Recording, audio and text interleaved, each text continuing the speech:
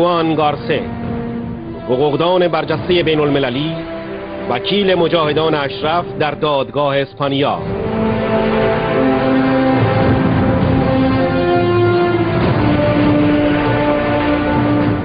مشاور سیاسی سالوادور آلنده رئیس جمهور شیلی. او وقتی نیروهای نظامی پینوشه کاخ آلنده را بمباران کردند همراه رئیس جمهور بود.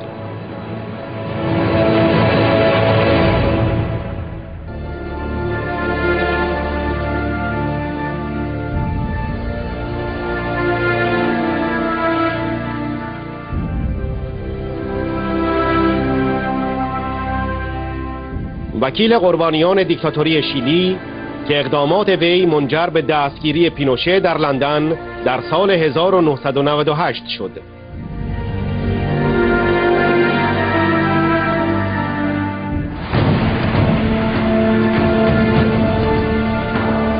برنده جایزه بین المللی نوبل آلترناتیو به خاطر تلاش‌های بی‌وقفه‌اش برای پایان دادن به مسئولیت دیکتاتورها.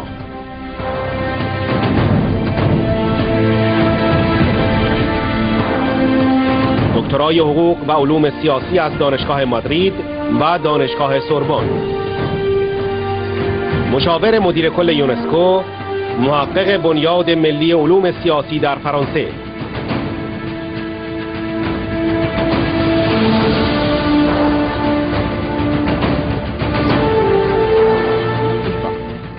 Et je crois que bientôt nous aurons de nouvelles et pourront dire que nous avons été entendus. Et une première cour de justice va ouvrir une enquête judiciaire pour exiger la responsabilité à cette personne qui ont donné ou permis cette manière de torturer les habitants d'Ashraf.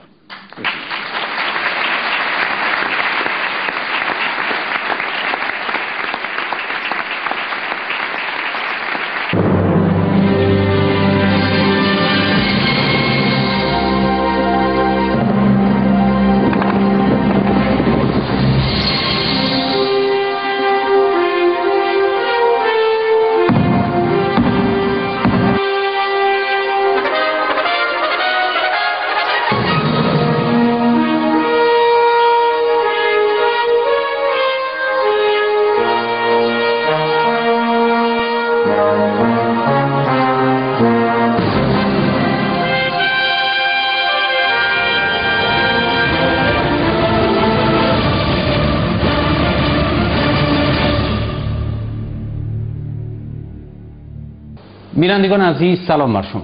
امروز فرصتی دست داد تا گفتگویی داشته باشیم با آقای خوان گارسه. آقای گارسه، این حکم از چه اهمیتی برخورداره؟ L'importance est double, au moins double. D'un côté, c'est la définition du statut légal des ressortissants d'Ashraf. Quels droits ont-ils? Et la Cour a été très claire. Ce sont des personnes protégées dans le terme de la 4e Convention de Genève. Ça signifie donc que n'importe qui, les citoyens d'abord, peut ouvrir la Convention et lire quels sont les droits qui doivent leur être respectés. La deuxième dimension, c'est que les autorités de l'Irak, dans l'exercice de leur souveraineté et de leur indépendance, d'une manière libre, ils ont signé la Convention de Genève. Donc c'est un engagement libre de l'État irakien de respecter cette Convention. Et il leur suffit de lire la liste des droits pour savoir ce qu'on attend des autorités de l'Irak à l'égard des ressortissants d'Ashraf. شما اشاره کردیم به کنوانسیون 4 ژنو. لطفاً توضیح بدین که چه حقوقی از حقوق اشرفیان طبق کنوانسیون 4 ژنو نقض شده. Malheureusement, pratiquement toute la liste des droits a été enfreinte d'une manière ou d'une autre. La liberté de mouvement signifie la liberté d'entrer et sortir de la ville d'Ashraf. Les soins sanitaires, il ne doit pas y avoir de restrictions dans les soins pour les personnes. Les droits à l'alimentation, il y a des restrictions dans la nourriture qui entre dans la ville. Les droits des propriétés, la Convention protège et interdit le saccage, l'exspoliation. Et néanmoins, cependant, les biens des citadins de la ville ont été certaines fois appréhendés, d'autres fois détruits.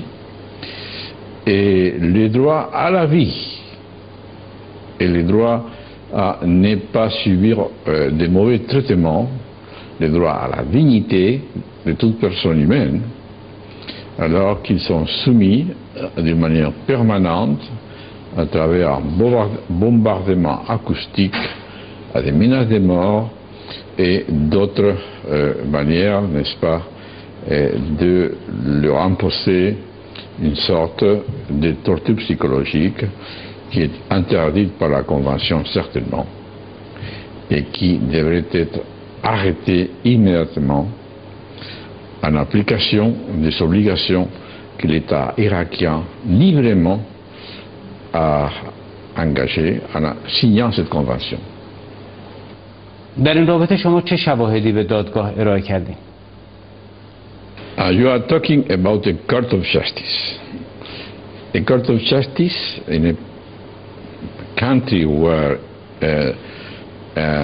judges are independent and are only under the rule of law. Je vais revenir en français. Yes. Dans un pays où les juges sont indépendants et ils sont soumis seulement à l'autorité de la loi, il ne suffit pas d'aller à la cour et dire voilà ce que je vais vous dire, on a violé ses droits ou cette obligation, etc. Il faut produire la preuve. Et s'il n'y a pas de preuve, la cour ne peut pas accepter la plainte.